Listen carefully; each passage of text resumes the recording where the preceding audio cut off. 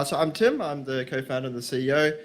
For those of you, just a refresher, Airtasker is Australia's #1 marketplace for local services.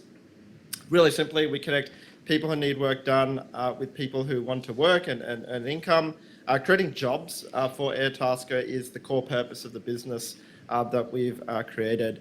In terms of a quick update, we've seen continued resilience in our marketplace despite some of the lockdowns in the various markets that we're operating in. It's been really fantastic that during this IPO process, we've been able to keep up a lot of operational momentum. So we've had some important product launches over the past few weeks, including the rollout of our listings product, which is really turning Airtasker and flipping it on its head, allowing our service providers, our taskers, to be able to offer services to our customers now, rather than only customers being able to make requests. So that is a big change, probably one of the largest evolutions for Airtasker, and the early signs that we're seeing from that are really positive. Secondly is that we're starting to ramp up marketing. So we've seen some initial results from our marketing efforts over the last 2 years or so. We've been very lean and very efficient, but we're now starting to see some uptick from our marketing and continuing to improve the ROI on that marketing. We've also started to see some initial signs of organic growth in some of our international markets, which is really exciting. So we've opened markets in the UK, Ireland, Singapore, New Zealand, and the US. And despite not yet focusing marketing investment into those markets, we're starting to see some initial organic signs of growth over there, which is very, very exciting.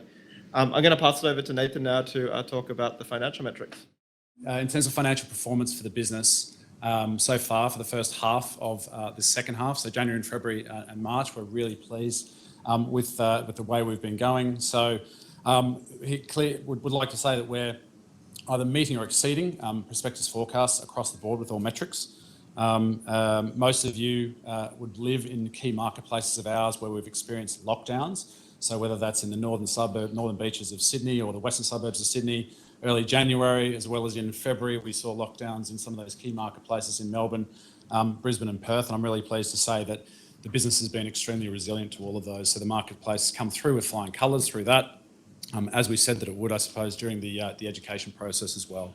So we're really comfortable stating that we think we're going to either meet or exceed our prospectus forecasts across the board. And we combine that performance at the top line with those strong gross margins and gross profit after paid acquisitions. So we talked about gross margins of 93%, gross profit after paid acquisitions of 84%. That translates into really strong cash generation. That cash generation is what we're going to use to fuel that next generation of our product, which Tim has talked about. And that has resulted in really strong positive cash flow performance, both in January and February, before we start to reinvest into marketing in March and going forward. And that's going to be a huge driver of growth for us in FY22 and going on. So, in summary, I think really happy with the top line revenue performance, comfortable with meeting or exceeding prospectus forecasts across the board, and strong operating margins translating into strong cash flow generation as well.